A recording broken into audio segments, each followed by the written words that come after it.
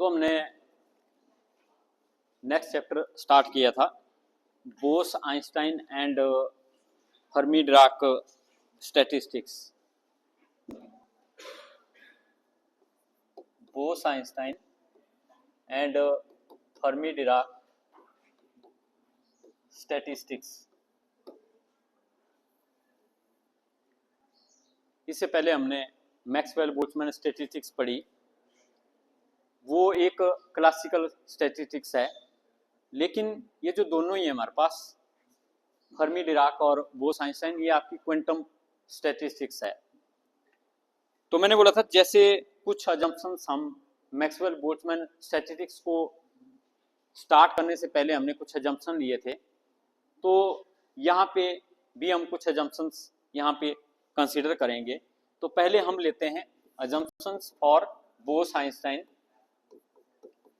assumptions for Bose-Einstein statistics।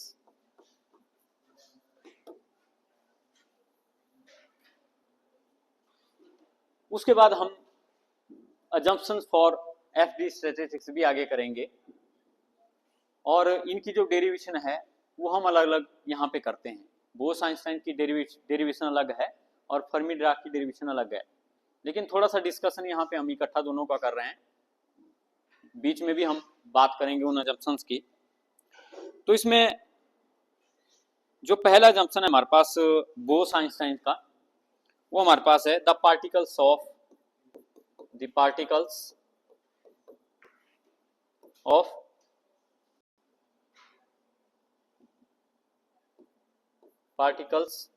Of system are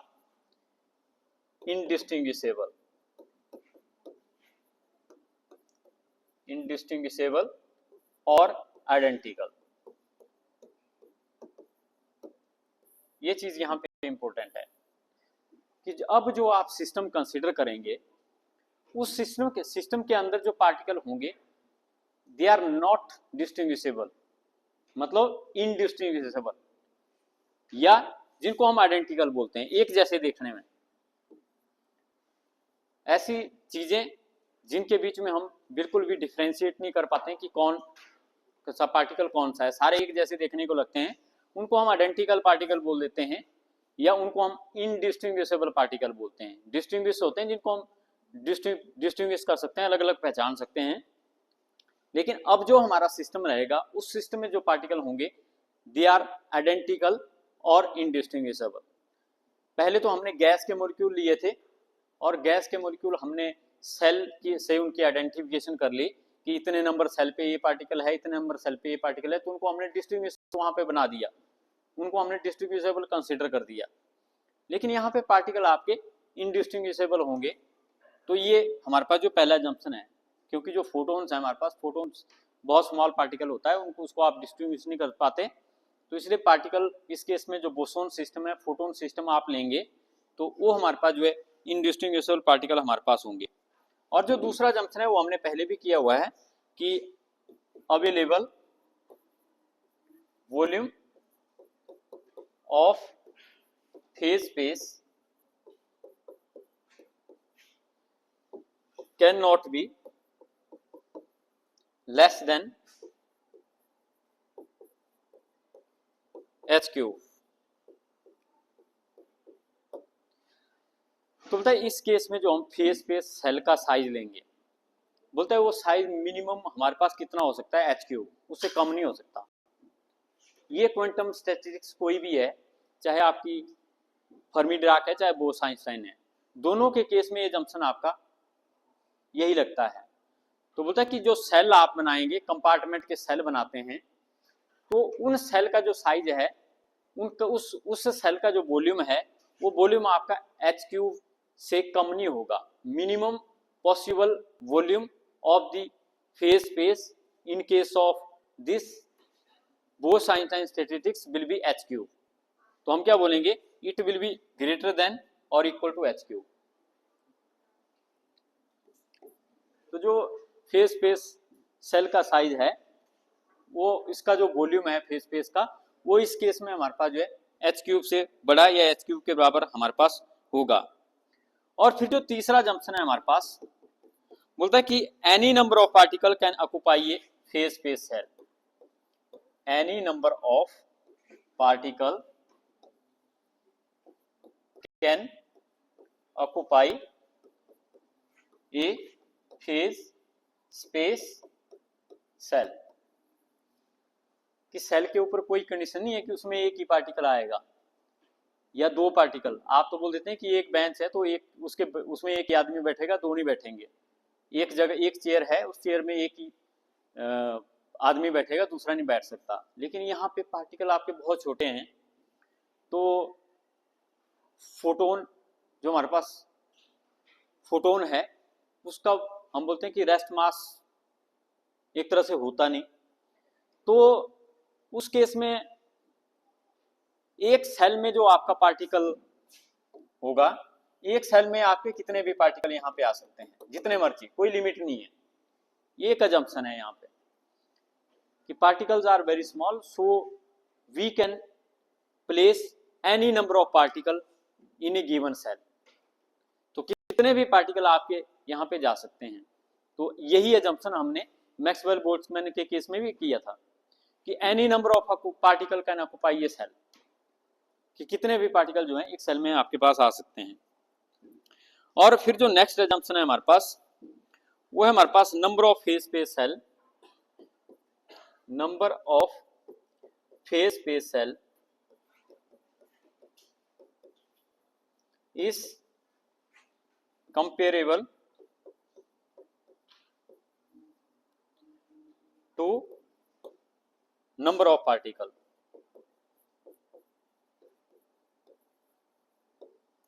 तो बोलता है जितने हमारे पास फेज स्पेस सेल होंगे तो पार्टिकल भी लगभग हमारे पास उतने ही होंगे। तो हम यहाँ पे क्या बोलते हैं कि Ni will be equal to Gi। तो अगर हम किसी सेल की बात करेंगे तो उस सेल को हम Gi से लिखते हैं और नंबर ऑफ पार्टिकल उसमें जो है Ni से हम लिखते हैं। तो ये जंक्शन हम यहाँ पे कंसीडर करते हैं कि Ni is nearly equal to Gi, कि number of phase space cell Gi है, number of phase space cell is comparable to the number of particle. मतलब जितने हमारे पास सिस्टम के पार्टिकल होंगे उतने ही लगभग हम जो है सेल बनाएंगे यहाँ पे। तो अगर हम इसको एक और नोटेशन से भी लिख सकते हैं कि Ni बटा Gi will be equal to 1। तो हमने क्या किया, इस Gi को Ni के बटे में कर दिया, तो दूसरी साइड 1 बचेगा। और ये जो हमारे पास बना Ni बटा Gi, इसको हम ऑक्यूपेशन इंडेक्स भी बोलते हैं। ये हमने पहले किया हुआ सारा ऑक्यूपेशन इंडेक्स। ऑक्यूपेशन इंडेक्स क्या होता है, number of the particle per unit cell. तो Ni बटा Gi इज इक्वल टू 1। इसका मतलब क्या हुआ कि नंबर ऑफ पार्टिकल आपके बराबर होंगे नंबर ऑफ सेल के। ये जंक्शन भी हम यहाँ पे कंसिडर करेंगे कि जब हम बोस-आइंस्टाइन स्टैटिस्टिक्स कंसिडर कर रहे हैं तो नंबर ऑफ पार्टिकल जो हैं वो नंबर ऑफ सेल के बराबर हमारे पास यहाँ पे होंगे। तो जितने हमारे पास सेल होंगे उतने हमारे पास जो है नंबर ऑफ पार्टिकल्स यहाँ पे होंगे। लेकिन एक सेल में आपके कितने भी पार्टिकल जा सकते हैं, एक सेल में सेल तो अलग अलग होंगे, पार्टिकल की मर्जी हो किसी मर्जी सेल में जा सकता है, ऐसा नहीं उस पर कोई रोक है, वो किसी भी सेल पे जा सकता है। लेकिन ये हम यहाँ पे कंसिडर करेंगे कि जितने टोटल नंबर ऑफ पार्टिकल होंगे उतने ही आपको सेल लेने पड़ेंगे बराबर। जितने सिस्टम में पार्टिकल हैं उतने ही उस सिस्टम में हमारे पास जो नंबर ऑफ सेल यहाँ पे आपको जो है लेने पड़ेंगे। और जो चौथा जंक्शन है, पांचवा जंक्शन है हमारे पास, वो है कि particles under this system, particles under this system does not obey Pauli exclusion principle।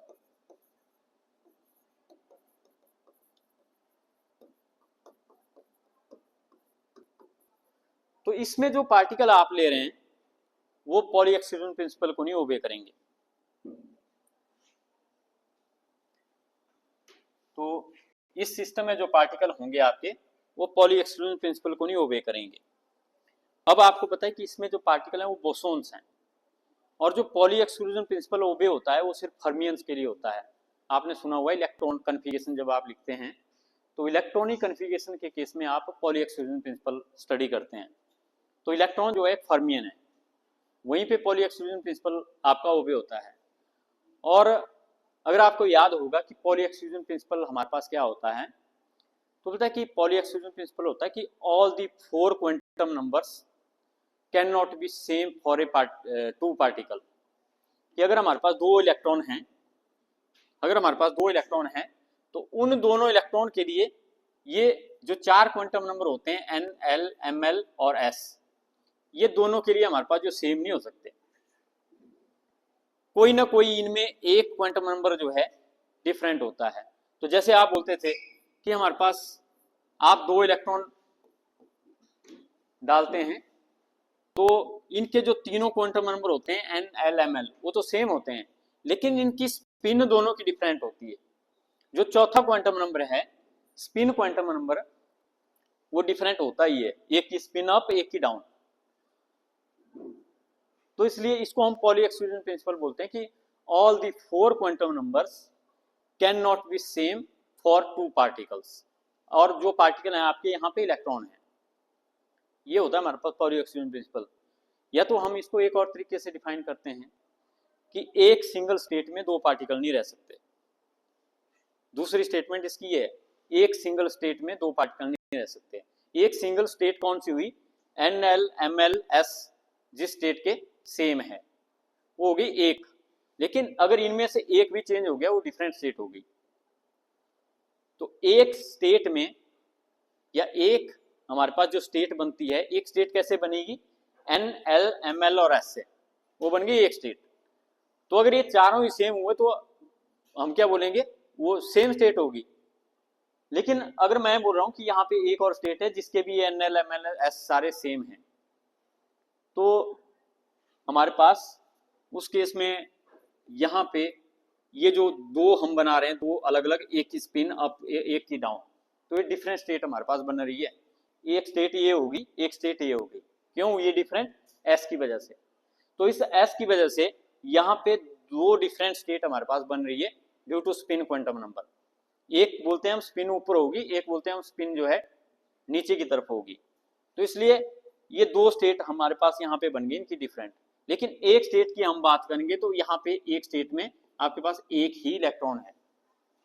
तो ये आपका पॉली एक्सक्लूजन प्रिंसिपल होता है कि एक स्टेट में आपके एक से ज्यादा पार्टिकल नहीं रह सकते। तो ये पॉली एक्सक्लूजन प्रिंसिपल हम नेक्स्ट वाली जो आपके पास स्टैटिस्टिक्स है उसके केस में समझेंगे इसको। और तो फिलहाल हमारे पास जो अजम्पशन थे बोस आइंस्टाइन के लिए वो हमने यहाँ पे कंसिडर किए। अब हम नेक्स्ट बात करते हैं बोसॉन्स की, कि जो बोस आइंस्टाइन स्टैटिस्टिक्स के केस में जो हमारे पास पार्टिकल होंगे वो होंगे बोसॉन्स। जब हम बोस आइंस्टाइन स्टैटिस्टिक्स को कंसिडर कर रहे हैं तो उसमें पार्टिकल आपके बोसॉन रहेंगे। और जब हम मैक्सवेल बोल्ट्जमैन स्टैटिस्टिक्स हमने कंसिडर की थी उसके केस में पार्टिकल गैस के मॉलिक्यूल थे। और जब हम फर्मी डिराक स्टैटिस्टिक्स स्टडी करेंगे तो उसके केस में पार्टिकल फर्मियंस होंगे, मतलब इलेक्ट्रॉन्स हमारे पास होंगे, फ्री इलेक्ट्रॉन्स। तो अभी हम बोसॉन्स की बात कर रहे हैं। तो बोलता है बोसॉन्स हमारे पास क्या होते हैं, तो बोलता है बोसॉन्स हमारे पास वो पार्टिकल होते हैं जिनका जो स्पेक्ट्रम है या जिनकी जो स्टडी है वो हम with the help of Bose Einstein statistics consider करते हैं।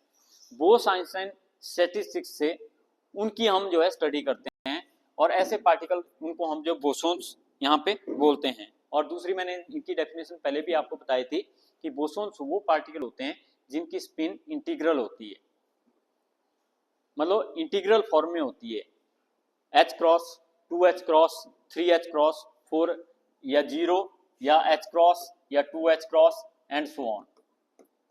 तो जिनकी जो स्पिन हमारे पास होती है वो इंटीग्रल फॉर्म में होती है, integer 1 2 3 4 multiple of H cross. लेकिन जो हमारे पास फर्मियन होते हैं उनकी स्पिन बटे में भी होती है, H क्रॉस बाई 2। तभी तो हम बोल रहे हैं कि इलेक्ट्रॉन की स्पिन 1/2 H क्रॉस होती है, हाफ होती है, तो वो होते हैं फर्मियन। लेकिन बोसॉन की स्पिन या तो 0 होती है या integer multiple of H cross हमारे पास होती है। और इस केस में हम क्या बोलते हैं कि जो फोटॉन्स के हमारे बोसॉन्स के हमारे पास एग्जांपल हैं, वो हमारे पास है फोटॉन्स और आपके के मिजोन्स और पाई मिजोन्स और एटम्स लाइक 2He4 जो कि हीलियम एटम है हमारे पास। तो बताइए इसकी जो स्पिन है वो इंटीग्रल हमारे पास कैसे बनती है, क्योंकि आपको पता है हीलियम का जो एटम होता है वो किससे बना होता है, वो हमारे पास इलेक्ट्रॉन भी होते हैं उसमें, न्यूट्रॉन भी होते हैं उसमें, प्रोटॉन भी हमारे पास उसमें होते हैं। अगर आप सभी की स्पिन निकालेंगे तो इंटीग्रल स्पिन हमारे पास बनेगी। तो इसमें अगर आप देखें तो इसमें हमारे पास 2 प्रोटॉन हुए और 2 इसमें इलेक्ट्रॉन हुए, क्योंकि जितना एटॉमिक नंबर होता है किसी एटम का उतने ही उसमें प्रोटॉन भी होते हैं और उतने ही उस एटम में इलेक्ट्रॉन भी होते हैं। तो एटॉमिक नंबर से हमें पता चल जाता है कि उस एटम के अंदर कितने प्रोटॉन हैं। जितना उसका एटॉमिक नंबर होगा उतने ही उसमें प्रोटॉन होंगे, और जितने प्रोटॉन होते हैं किसी एटम में उतने ही इलेक्ट्रॉन होते हैं, क्योंकि एटम क्या होता है, न्यूट्रल होता है। अब न्यूट्रल होगा तो जितने प्रोटॉन होंगे मतलब पॉजिटिवली चार्ज पार्टिकल होंगे उतने ही नेगेटिवली चार्ज होंगे इलेक्ट्रॉन। तो इसलिए 2 प्रोटॉन है तो 2 इलेक्ट्रॉन इसमें हमारे पास होंगे। और अगर हम यहाँ पे न्यूट्रॉन की बात करें तो न्यूट्रॉन कितने होते हैं, ये जो मास नंबर होता है इसमें इससे हम एटॉमिक नंबर को माइनस कर देते हैं, तो इसमें न्यूट्रॉन आपके 2 ही आएंगे, 2 न्यूट्रॉन इसमें आएंगे। तो ये सारे पार्टिकल हमने यहाँ पे लिख लिए, 2 प्रोटॉन 2 इलेक्ट्रॉन 2 न्यूट्रॉन। तो एक की स्पिन होती है H×2। एक जो न्यूट्रॉन है चाहे प्रोटॉन है चाहे इलेक्ट्रॉन है, ये तीनों ही फर्मियन होते हैं, इनकी स्पिन होती है H×2। तो इसलिए इनकी स्पिन जब आप निकालेंगे तो मल्टीपल ऑफ 2 है, तो डिवाइडेड बाय 2 कैंसिल हो जाएगा, तो सिंपल H× हमारे पास बचेगी। तो इसलिए हम क्या बोलते हैं कि ये जो हीलियम एटम है इसकी तरह और भी कई एटम होंगे, उनकी अगर आप स्पिन निकालेंगे तो वो भी आपकी इंटीग्रल मल्टीपल ऑफ H× आएगी, इसलिए उनको भी हम कई बार जो है बोसोन बोल देते हैं। और ये जो हमारे पास के मिजोन्स और पाई मिजोन्स हैं, ये आप न्यूक्लियर फिजिक्स में इनको पढ़ेंगे, पार्टिकल फिजिक्स में इनको पढ़ेंगे। ये भी हमारे पास न्यूक्लियस के कंस्टिट्यूएंट पार्टिकल हमारे पास होते हैं। पाई मिजोन्स की फॉर्मेशन भी हमारे पास न्यूक्लियस के अंदर भी हमारे पास होती है पाई मिजोन्स की, और के मिजोन्स भी हमारे पास एलिमेंट्री पार्टिकल हैं, तो इनके बारे में आप न्यूक्लियर फिजिक्स में डिटेल में पढ़ेंगे। तो ये हमारे पास यहाँ पे इनको हम जो है बोसोन्स आपके बोलते हैं। लेकिन इस चैप्टर में ज़्यादा हम फोटोन की बात करेंगे, क्योंकि फोटोन हमारे लिए इजीली एक्सेसिबल है, क्योंकि लाइट कोई भी है उसमें फोटोन हमारे पास होते हैं। और इस तरह से ये बोसोन्स के बारे में हुआ, और हमने बोस-आइंस्टाइन स्टैटिस्टिक्स के कुछ अजम्पशन से वो हमने यहाँ पे कंसीडर किए। फिर हम बात करेंगे फर्मी डिराक स्टैटिस्टिक्स के बारे में। तो फर्मी डिराक स्टैटिस्टिक्स के अजम्पशंस हमारे पास जो है उनके बारे में। तो पहले हम दोनों के ही अजम्पशन कर लेते हैं, पेपर में आपको इस तरह से भी क्वेश्चन आ सकता है कि discuss the assumptions of FD statistics and hence derive the expression for the FD statistics. तो ये अजम्पशन यहाँ पे इन्होंने इकट्ठे दे दिए हैं, लेकिन ये अलग अलग आपको पेपर में आ सकते हैं, तो दोनों को आप जब भी कोई डेरिवेशन करेंगे उससे पहले उसके अजम्पशन जरूर कर लें। तो FD स्टैटिस्टिक्स के जो अजम्पशन है वो भी हमारे पास इस तरह से हैं। पहला अजम्पशन कि पार्टिकल्स जो होंगे आपके वो हमारे पास इनडिस्टिंग्विशेबल या आइडेंटिकल हमारे पास होंगे। तो दोनों ही स्टैटिस्टिक्स, चाहे बोस-आइंस्टाइन है चाहे फर्मी डिराक है, इनमें जो पार्टिकल होते हैं वो आपके इनडिस्टिंग्विशेबल आइडेंटिकल होते हैं, जो एक जैसे होते हैं देखने के। तो ये हमारे पास पहला जंक्शन है हमारे पास। और दूसरा जंक्शन भी हमारे पास सेम ही है कि जो हमारे पास फेस वॉल्यूम है वो भी आपका ग्रेटर देन और इक्वल टू h³ हमारे पास होता है। तो h³ से छोटा नहीं हो सकता हमारे पास। h³ से छोटा क्वांटम स्टैटिस्टिक्स में फेज स्पेस सेल का वॉल्यूम नहीं हो सकता। ये हमने पहले भी डिस्कस किया था, आगे भी आएगा कि क्यों, क्योंकि यहाँ पे हाइजेनबर्ग अनसर्टेनिटी प्रिंसिपल के अकॉर्डिंग ये होता है, आगे भी आएगा, पीछे भी मैंने डिस्कस किया हुआ है पिछले चैप्टर में, तो आगे भी देखा हुआ है मैंने, कहीं पे है दोबारा है, वहाँ पे इसको डिस्कस कर लेंगे। क्योंकि delta x into delta p आपके पास जो है greater than equal to h cross आपका होता है हाइजेनबर्ग अनसर्टेनिटी प्रिंसिपल, और डेल्टा एक्स और डेल्टा पी मिला के करते हैं तो आपके पास वो बनता है फेज स्पेस का वॉल्यूम। तो ये मैंने डिस्कस किया हुआ, तो इसको करेंगे आगे। और नेक्स्ट है हमारे पास फिर थर्ड जो हमारे पास इसका जंक्शन है वो है कि phase space cell can not contain more than one particle. तो हम क्या बोलते हैं कि phase space cell can't contain more than one particle, ये है अलग। यहाँ पे मैक्सवेल बोल्ट्जमैन में हमने बोला था कि एक सेल में कितने भी पार्टिकल आ सकते हैं, और बोस आइंस्टाइन में भी हमने यही बोला कि एक सेल में कितने भी पार्टिकल आ सकते हैं। लेकिन अब जो फेज स्पेस सेल है उसमें बोलता है कि एक ही पार्टिकल आपका आएगा अगर आपने फर्मियन लिया हुआ है, क्योंकि जब फर्मियन आ जाता है तो वहां पे पॉली एक्सक्लूजन प्रिंसिपल जरूर आ जाता है। तो पॉली एक्सक्लूजन प्रिंसिपल वही बोलता है कि एक स्टेट में एक पार्टिकल रहेगा, एक से ज्यादा पार्टिकल नहीं रहते, एक स्टेट में एक ही पार्टिकल रहेगा। यहाँ पे स्टेट क्या है, सेल। तो यहाँ पे हमारे पास जो पार्टिकल की स्टेट है वो हमारे पास एक सेल है, तो हम क्या बोलते हैं, एक सेल में एक ही पार्टिकल रहेगा, कोई दूसरा नहीं आएगा, according to Pauli exclusion principle. तो यहाँ पे फर्मियन है, और फर्मियन पे पॉली एक्सक्लूजन प्रिंसिपल आपका ओबे होता है, और पॉली एक्सक्लूजन प्रिंसिपल बोलता है कि एक सेल में या एक स्टेट में आपका एक ही पार्टिकल रहेगा। अब ऐसा नहीं बोल सकते कि इसमें जितने मर्जी पार्टिकल आप डाल दो, यहाँ पे सिर्फ एक ही पार्टिकल आप यहाँ पे डाल सकते हैं कंडीशन के अकॉर्डिंग, जो हमारे पास यहाँ पे पॉली एक्सक्लूजन प्रिंसिपल की कंडीशन है। और जो इसका चौथा जंक्शन है वो हमारे पास क्या है कि number of particles can be equal to और less than number of the cell. तो हम क्या बोलते हैं कि Ni will be less than और इक्वल टू Gi, मतलब कि सेल आपके ज्यादा होंगे एज कंपेयर टू पार्टिकल, या सेल आपके इक्वल टू होंगे पार्टिकल्स। तो जितने सिस्टम के अंदर हमारे पास पार्टिकल हैं, या तो उतने सेल आप ले सकते हैं, या तो सिस्टम के अंदर पार्टिकल हैं या उससे ज्यादा सेल आप ले सकते हैं। जैसे क्लास का एग्जांपल यहाँ पे देता हूँ, यहाँ पे 70 बच्चों की बैठने की कैपेसिटी है, मान लो यहाँ पे आपके 60 ही बच्चे आए, तो नंबर ऑफ पार्टिकल 60 हो गए, लेकिन कैपेसिटी 70 है, मतलब नंबर ऑफ सेल हमारे पास 70 हैं। तो ऐसा चल सकता है, लेकिन ऐसा नहीं हो सकता कि नंबर ऑफ पार्टिकल ज्यादा है और नंबर ऑफ सेल कम है, मतलब कि स्टूडेंट ज्यादा है और बैठने को जगह है। तो इस स्टैटिस्टिक्स में हमारे पास number of particle should be less than और equal to number of cell. तो ये हमारे पास इसकी एक अजम्पशन है जो हम यहाँ पे कंसीडर करते हैं।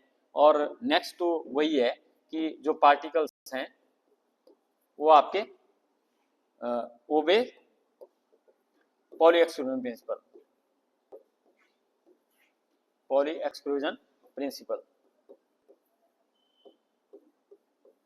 और यही मैंने इसके लिए भी यहाँ पे बोला कि एक सेल में एक ही पार्टिकल होगा, क्यों, due to the Pauli exclusion principal.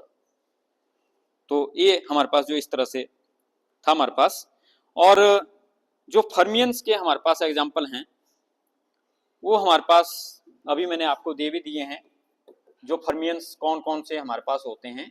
Examples अगर हम इनके लें तो हमारे पास इलेक्ट्रॉन जो है फर्मियन होता है, पॉजिट्रॉन हमारे पास जो है फर्मियन होता है, और न्यूट्रॉन हमारे पास फर्मियन होता है, और प्रोटॉन हमारे पास फर्मियन होता है, और एटम्स लाइक 2He3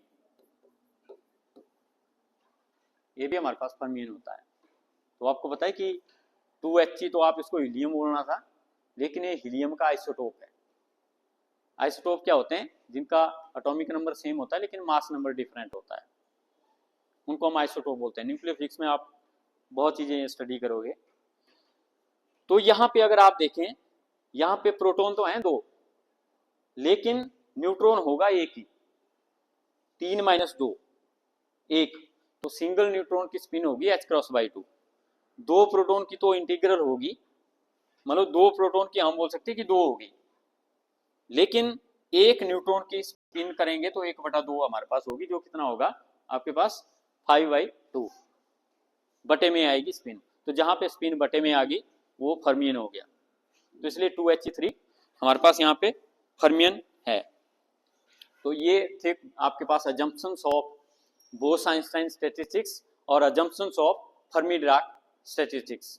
तो ये आपको याद करने पड़ेंगे तीनों के ही, जो हमारे पास मैक्सवेल है उसके अजम्पशन भी, जो फर्मी-डिराक है उसके अजम्पशन भी, और जो आपके पास बोस-आइंस्टाइन है उसके अजम्पशन भी। फिर हम नेक्स्ट करते हैं, ये आर्टिकल आपका पहले भी आया हुआ है पहले चैप्टर में, तो आपको दोबारा समझने का इसको मौका मिलेगा और ये बहुत जरूरी भी है वहां के हिसाब से। तो ये हमारे पास distribution of particles according to Maxwell Boltzmann FD statistics and Bose Einstein statistics, कि हमने पार्टिकल्स का डिस्ट्रीब्यूशन करना है, लेकिन इन तीनों ही स्टैटिस्टिक्स के अकॉर्डिंग। अब ये जो तीनों स्टैटिस्टिक्स है, इनमें पार्टिकल और सेल की अलग अलग कंडीशनें हैं। कई बोलती है कि एक सेल में जितने मर्जी पार्टिकल डाल दो, कई बोलती है कि एक सेल में एक ही पार्टिकल आएगा, ज़्यादा नहीं आ सकते। तो जब वहाँ पे ऐसा डिस्ट्रीब्यूशन पार्टिकल का होता है, तो जो माइक्रो स्टेट और मैक्रो स्टेट का कंसेप्ट है वो यहाँ पे आपका चेंज हो जाएगा, तीनों के केस में डिफरेंट। तो बताइए, ये हम समझेंगे एक एग्जाम्पल से। वो एग्जाम्पल हमारे पास क्या है? 2 पार्टिकल्स इन 3 सेल्स। आपने 2 पार्टिकल डालने हैं 3 सेल्स में, 2 पार्टिकल आपने डालने हैं 3 सेल्स में। आपके पास बैठने के लिए 3 जगह है और आदमी 2 है। वो कैसे बैठ सकते हैं दोनों आदमी, वो हमने देखना है। तो क्या क्या पॉसिबिलिटी हमारे पास है? तो जो पहली हमारे पास स्टैटिस्टिक्स है वो है हमारे पास मैक्सवेल-बोल्ट्जमैन स्टैटिस्टिक्स। तो मैक्सवेल-बोल्ट्जमैन स्टैटिस्टिक्स के अकॉर्डिंग हमारे पास जो आपके पार्टिकल हैं 3 जगह है हमारे पास, 1 2 3, और पार्टिकल हैं 2। तो मतलब हम दोनों पार्टिकल को पहली जगह पे रख सकते हैं और दोनों जगह खाली रख सकते हैं। क्यों? क्योंकि वही है मैक्सवेल-बोल्ट्जमैन में हमने क्या बोला था कि एक सेल में कितने भी पार्टिकल डाल सकते हैं। तो 2 पार्टिकल है, दोनों को भी आप इसमें डाल सकते हैं। तो इसलिए ये स्टेट भी आपकी यहाँ पे रह सकती है, या तो आप ऐसा भी करते हैं 0 AB 0, कि पहले के बजाय दोनों ही दूसरे में डाल दिए, ये भी पॉसिबिलिटी है। तो पहली पॉसिबिलिटी ये होगी, और दूसरी हमारे पास ये होगी, और तीसरी दोनों खाली रह गए और तीसरे में दोनों ही डाल दिए। तो मतलब 2 पार्टिकल एक एक सेल में हमने डाल दिए। तो इस तरह से भी हम इसको यहाँ पे लिख सकते हैं। या दूसरी पॉसिबिलिटी है कि पहले में एक, दूसरे में और तीसरा खाली, ये भी पॉसिबिलिटी है। या पहला खाली और बाकी दोनों दूसरे में, और फिर हमारे पास A 0 B, और फिर हमारे पास B 0 A 0 B A B A 0। तो ये हमारे पास जो टोटल डिस्ट्रीब्यूशन आपके पास यहाँ पे बनेंगे, जो ऑल पॉसिबिलिटी है।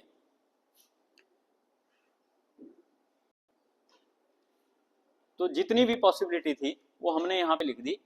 कि दो पार्टिकल अब कहीं ना कहीं तो आपको डालने ही पड़ेंगे। आप ज़्यादा से ज़्यादा क्या कर सकते हैं, एक सेल में दोनों डाल सकते हैं। तो वो हम तीन तरीके से कर सकते हैं कि या तो पहले में ही डाल दिए दोनों ही, या तो दूसरे में ही डाल दिए दोनों ही, या तो तीसरे में ही डाल दिए दोनों ही। लेकिन अब एक एक पार्टिकल हमने एक एक सेल में डालना है, या तो पहले और दूसरे में ए भी डालो, या तो दूसरे और तीसरे में ए भी डालो, या पहले और तीसरे में ए भी डालो। तो ये हमारे पास एक तरह से ये कॉम्बिनेशन हो गया। फिर हम इसका उल्टा कर देते हैं कि बी इधर डाल दो, ए इधर कर दो, और यहां भी बी इधर कर दो, ए इधर कर दो। तो इस तरह से टोटल मिला के हमारे पास 9 पॉसिबल कॉम्बिनेशन बनते हैं। और ये आप चेक भी कर सकते हैं कि अब क्या मेरे कॉम्बिनेशन पूरे हो सकते हैं। आपने एक फॉर्मूला पिछले चैप्टर में पढ़ा था कि हमारे पास जो total number of the possible microstate या डिस्ट्रीब्यूशन हमारे पास बनते हैं, वो हमारे पास बनते हैं k⁻n। k क्या होता है, नंबर ऑफ द कंपार्टमेंट, और यहाँ पे कंपार्टमेंट कितने हैं, 3। तो कंपार्टमेंट है 3 और नंबर ऑफ पार्टिकल हैं 2, तो कितने बनने चाहिए, 9। तो यहाँ पे 9 ही बने। वो फॉर्मूले से भी आपको पता चल रहा है कि हमारे पास जो 9 पॉसिबल कॉम्बिनेशन यहाँ पे बन रहे हैं। तो हमने यहाँ पे क्या बोला कि total distribution, number of distribution हमारे पास इस केस में बने 9। लेकिन अब हम बात करेंगे इसकी जो दूसरी है, बोस-आइंस्टाइन स्टैटिस्टिक्स। अब ये जो बोस-आइंस्टाइन स्टैटिस्टिक्स है, ये क्या बोलती है कि हम पार्टिकल को पहचान नहीं सकते। ये जो ए बी आप बोल रहे हैं ना, अब आप ए बी नहीं बोल सकते।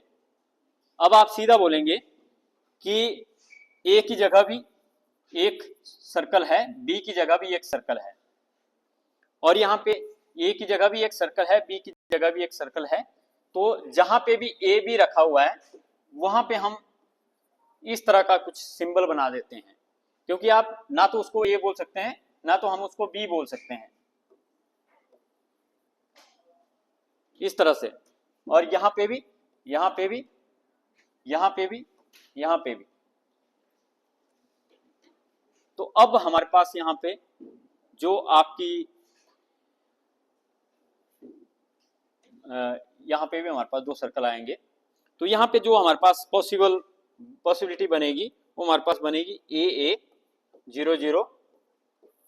तो यहाँ पे मैं इसको लिखता हूँ, और 0 AA 0, और हमारे पास 0 0 AA। तो या तो दोनों AA पहले में, दोनों दूसरे में, दोनों तीसरे में। AA मैंने इसलिए लिखा क्योंकि दोनों एक जैसे हैं। आप BB कह लो उनको या AA कह लो, तो सेम होंगे हमारे पास। तो इसलिए जो यहाँ पे AB लिखा था उसको AA लिख लिया, जो यहाँ पे BB लिखा था उसको भी AA लिख लिया, जो यहाँ पे आपका AB लिखा था उसको भी AA लिख लिया। तो सेम नाम से आपने लिखने हैं। आपने क्या करना है, इसी को ही फॉलो करना है जो ऊपर लिखी हुई है, लेकिन B की जगह भी A करना है। ये सिंपल है हमारे पास। तो जब आप यहाँ पे ऐसा करेंगे तो यहाँ पे आपने देखा था कि ये जो 3 थी ये वाली, यहाँ पे था B, यहाँ पे था A, और हमारे पास यहाँ पे B, यहाँ पे A, यहाँ पे B, यहाँ पे हमारे पास जो A। तो जब हम ऐसा करेंगे तो हमारे पास यहाँ पे सिर्फ 3 ही आएगी, AA 0 और 0 AA और 0 A 0 A। तो यहाँ पे घट के हमारे पास जो है 6 ही रह गई। क्यों घटी है, क्योंकि आपने एक 3 की बनी थी स्टेट, जिसमें हमने क्या किया था, A की जगह B, B की जगह A, इंटरचेंज किया था उनको। जो हमारे पास यहाँ पे थी, हमारे पास आपकी लास्ट वाली जो 6 स्टेट हैं, इन 3 को छोड़ के ये बनी AB, और यहाँ पे बनी थी BA। तो AB और BA खत्म हो जाएगी। क्यों खत्म होगी, क्योंकि वो सेम ही होगी। AB आप B को भी A बोल रहे हैं, तो AB AA, और यहाँ पे जो हमारे पास होगी वो भी हमारे पास AA, ये भी AA ही बनेगी। पहले थी ये BA, लेकिन हम बोलते हैं कि पार्टिकल को हम आइडेंटिफाई नहीं कर सकते, तो B भी A ही होगा। तो इसलिए ये और ये तो सेम ही हो जाएगी, तो डबल हम लिखेंगे नहीं इसको, ये तो एक ही होगी। तो इसलिए तीन यहाँ पे खत्म हो जाएगी, लास्ट वाली 3 है। तो यहाँ पे total number of the possible distribution हमारे पास कितने बने, 6। और बोलता है जब हम तीसरी कंडीशन लगाएंगे, तीसरी कंडीशन तो क्या बोलती है कि एक सेल में दो जा ही नहीं सकते। तो जहां पे भी हमने एक सेल में दो किए हुए हैं, इस केस में ये भी नहीं पॉसिबिलिटी है, ये भी नहीं पॉसिबिलिटी है, और हमारे पास जो एक सेल में दो वाली थी वो भी हमारे पास जो पॉसिबिलिटी नहीं है। तो यहाँ पे जो हमारे पास सिर्फ तीन ही स्टेट्स बचेंगी जिनको हम यहाँ पे बना सकते हैं, वो हमारे पास क्या होगी, बोलता है वो होगी हमारे पास ए 0 और 0 ए और तीसरी ए 0 ए। मतलब एक पार्टिकल पहले सेल में, दूसरा पार्टिकल भी दूसरे सेल में, तीसरा सेल खाली। लेकिन हम ऐसा नहीं कर सकते कि पहले सेल में दोनों ही पार्टिकल डालेंगे। क्यों? क्योंकि अब जो फर्मी-डिराक स्टैटिस्टिक्स है उसमें जो पॉली एक्सक्लूजन प्रिंसिपल है वो आपका ओबे नहीं होता है। एक सेल में आप दो नहीं डाल सकते। तो आपने स्टार्ट यहाँ पे कैसे करना है, इसके दो एग्जांपल और हैं आगे, उनको आपने खुद देखना है। आपने इस पे प्रैक्टिस करनी है, आपको बहुत ज्यादा अंडरस्टैंडिंग होगी अगर आप कॉपी लेके खुद करेंगे इसको। आपने पहले तो सारी पॉसिबल 9 जो माइक्रोस्टेट है मैक्सवेल बोल्ट्जमैन के लिए वो लिख दी, उसमें ए बी और बी ए उनको आपने लिख दिया, वैसे ही 9 बन गई। दूसरे केस में आपने बी को भी ए लिखना है, पहले सारी ऐसे ही लिख लेनी, लेकिन जहां पे बी है उसको भी ए ही करना है। तो 3 स्टेट खत्म हो जाएगी, बच गई 6। बोलता है जो 6 स्टेट बची उसमें भी जिसमें आपने एक सेल में 2 पार्टिकल डाले हैं वो भी आपने काट देना है, वो बन जाएगी आपके पास फर्मी-डिराक वाली। तो फर्मी-डिराक में सिर्फ वही स्टेट एग्जिस्ट करेंगी जिनमें एक सेल में एक एक पार्टिकल आपका होगा। तो इसके बाद आपके और 2 प्रॉब्लम्स दी हुई है, वो आपने करनी है, खुद ही समझना इसको। तो फिर हम उसके बाद अगला क्वेश्चन करेंगे।